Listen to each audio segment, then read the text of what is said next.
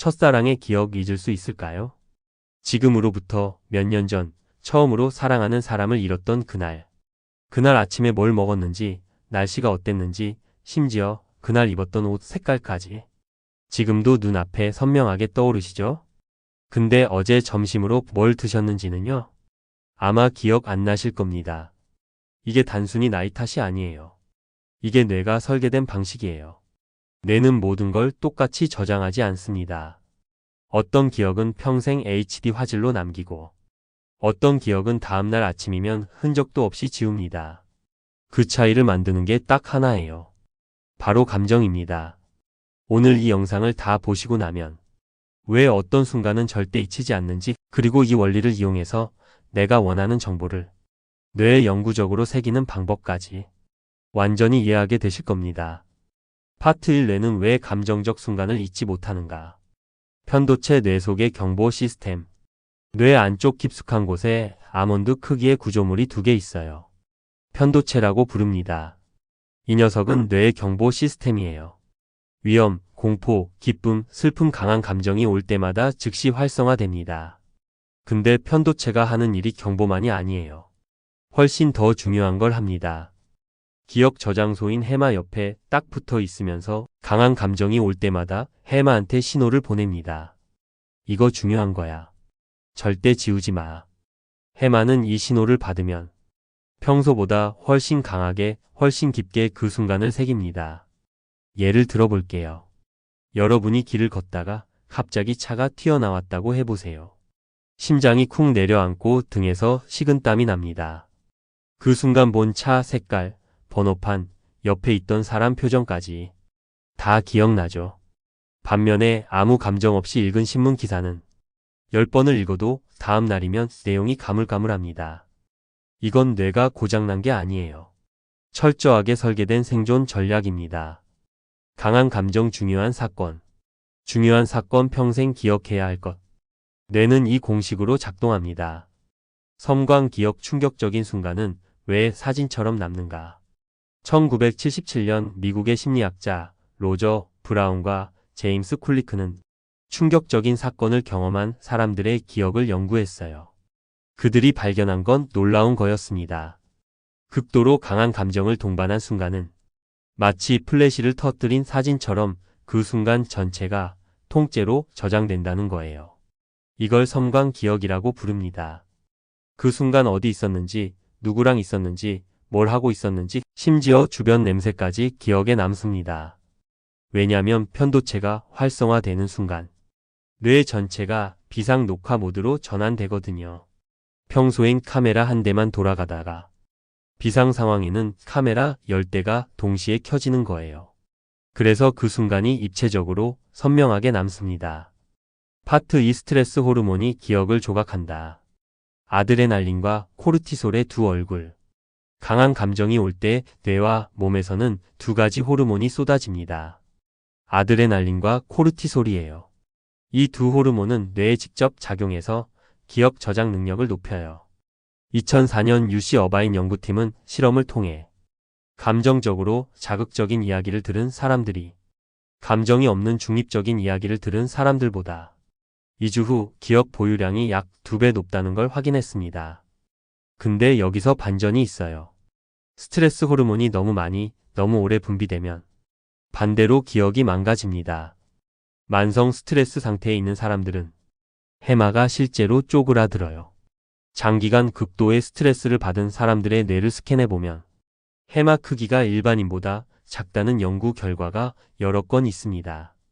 즉, 적당한 감정 각성은 기억을 강화하지만 극도의 만성 스트레스는 기억을 파괴합니다.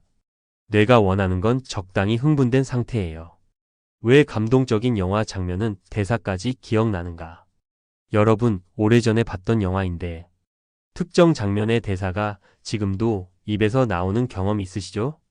그 장면에서 여러분이 울었거나 소름이 돋았거나 가슴이 먹먹했을 가능성이 높아요. 그 감정이 편도체를 활성화시켰고 편도체가 해마에 신호를 보냈고 해마가 그 대사를 깊이 새긴 겁니다. 반면에 아무 감흥 없이 본 장면은 영화관 나오면서 이미 기억에서 사라집니다. 이게 우리가 오늘 핵심적으로 이용해야 할 원리예요. 파트 3 감정 없이 배운 것은 왜 머리에 안 남는가? 지루함이 기억을 죽인다. 초등학교 때 선생님한테 혼난 날은 기억하면서 그날 수업 내용은 기억 못하는 이유가 뭘까요? 혼날 때는 편도체가 활성화됐고 수업 내용은 감정 자극이 없었기 때문입니다. 뇌는 감정이 없는 정보를 저장할 이유를 못 찾아요. 진화적으로 생각해보면 당연한 겁니다. 수십만 년 전 우리 조상들한테 중요했던 건 독이 있는 열매가 어느 나무에서 났는지, 맹수가 어느 방향에서 나타났는지 같은 생존과 직결된 정보였어요. 그런 정보는 항상 강한 감정과 함께 왔습니다. 공포, 고통, 안도감. 뇌는 지금도 그 시절 방식으로 작동합니다. 감정이 없으면 중요한 정보가 아니라고 판단하는 거예요. 교과서가 지루한 진짜 이유. 많은 분들이 책을 읽다가 눈은 글자를 따라가는데 머릿속에 아무것도 남지 않는 경험을 하십니다. 이걸 좀비 독서라고 부르기도 해요. 이게 왜 일어나냐면요. 아무 감정 없이 글자만 눈으로 처리할 때 뇌는 이 정보에 감정 태그를 붙이지 않습니다. 감정 태그가 없는 정보는 단기 기억에만 잠깐 머물다가 사라져요. 그래서 10페이지를 읽었는데 한 페이지 내용도 말로 설명 못하는 상황이 생깁니다. 그렇다면 어떻게 바꿀 수 있을까요? 파트 4 감정을 의도적으로 만들어 기억을 설계하는 법. 방법 1. 개인화 나의 이야기로 만들어라. 내가 감정을 느끼는 가장 강력한 조건이 있어요. 바로 나와 연관된 것입니다. 남의 이야기는 듣다 잊히지만 나의 이야기는 평생 기억됩니다. 그래서 새로운 정보를 배울 때 가장 먼저 해야 할 질문이 이겁니다. 이게 내 삶에서 어디에 해당하지? 예를 들어 역사 공부를 할 때 조선시대 경제 위기를 그냥 연도와 사건으로 외우는 게 아니라 지금 내가 겪고 있는 경기 상황과 연결 지어보는 거예요. 그 순간 뇌가 반응합니다. 이건 그냥 옛날 이야기가 아니라 나랑 연결된 거야. 편도체가 살짝 활성화되면서 기억 저장 스위치가 켜집니다. 방법 2. 놀람 뇌를 충격시켜라.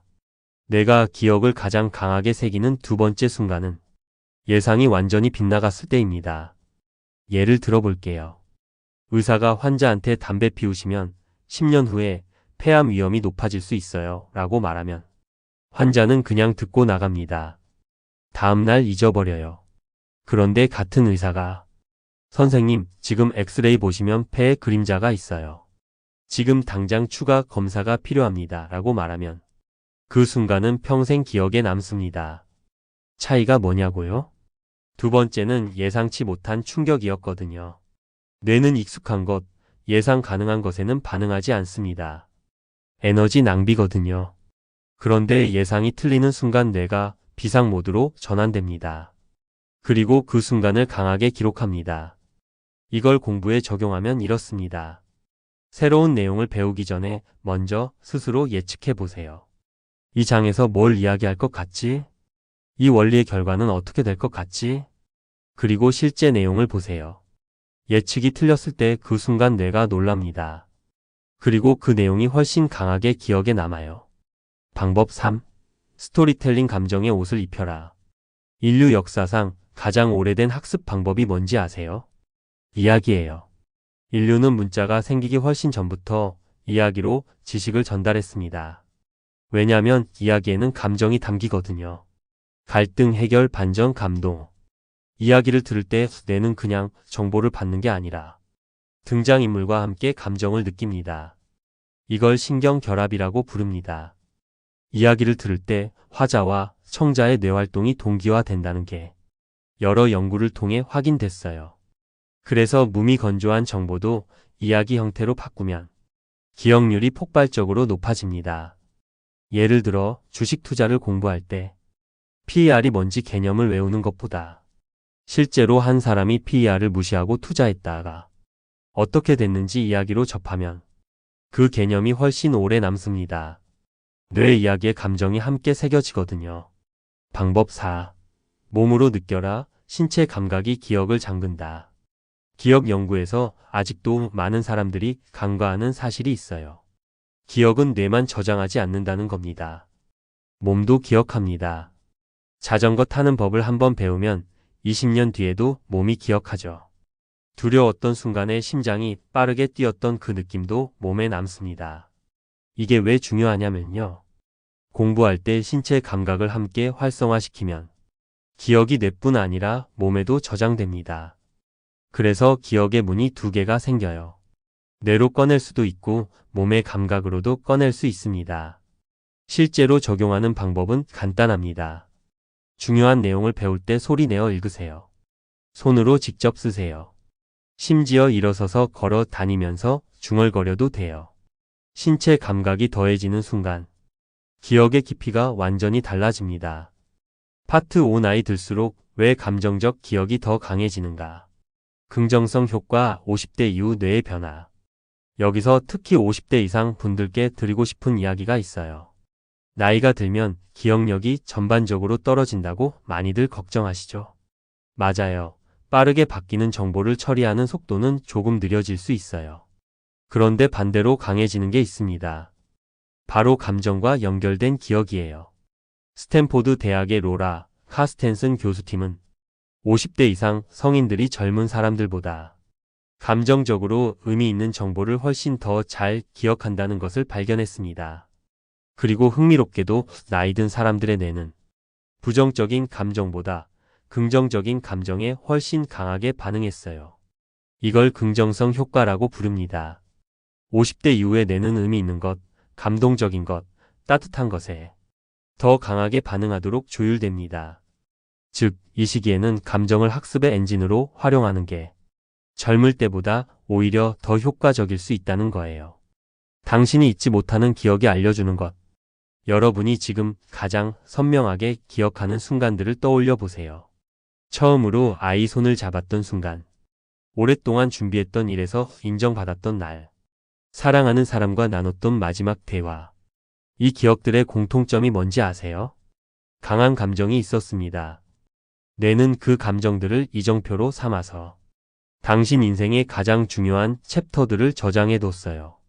이게 기억이 단순한 데이터 저장이 아니라는 증거입니다. 기억은 감정으로 씌어진 자서전이에요. 파트 6 오늘부터 바꿀 수 있는 실천법. 자, 이제 정리해 드릴게요. 감정과 기억의 연결 고리를 이용해서 오늘부터 당장 쓸 수 있는 방법 3가지입니다. 첫째, 배우기 전에 먼저 예측하세요. 책을 펼치거나 강의를 듣기 전에 이 내용이 어떨 것 같은지 먼저 짐작해 보세요. 틀리는 순간 뇌가 놀라고 기억이 깊이 새겨집니다. 둘째, 새로 배운 내용을 내 이야기와 연결하세요. 이게 내 삶에서 어디에 해당하지? 라는 질문 하나가 감정 태그를 붙여줍니다. 감정 태그가 붙은 기억은 쉽게 지워지지 않아요. 셋째, 중요한 내용은 소리 내어 읽고 손으로 쓰세요. 눈으로만 보면 뇌 하나가 저장합니다. 소리 내고 손으로 쓰면 몸 전체가 기억합니다. 문이 여러 개 생기는 거예요. 오늘 이 영상을 보시면서 어떤 부분에서 소름이 돋으셨나요? 어떤 장면에서 고개를 끄덕이셨나요? 그 순간이 바로 편도체가 활성화된 순간이에요. 그 순간의 내용은 다른 부분보다 훨씬 오래 기억에 남을 겁니다. 기억력이 나빠진 게 아니에요. 내가 기억을 저장하는 언어를 아직 모르셨던 거예요. 그 언어는 감정입니다. 앞으로는 무언가를 기억하고 싶을 때 먼저 물어보세요. 이게 나한테 어떤 의미야? 그 질문 하나가 뇌의 문을 여는 열쇠입니다. 이 영상이 도움이 되셨다면 구독과 좋아요 한번 부탁드립니다. 다음 영상에서 뵙겠습니다.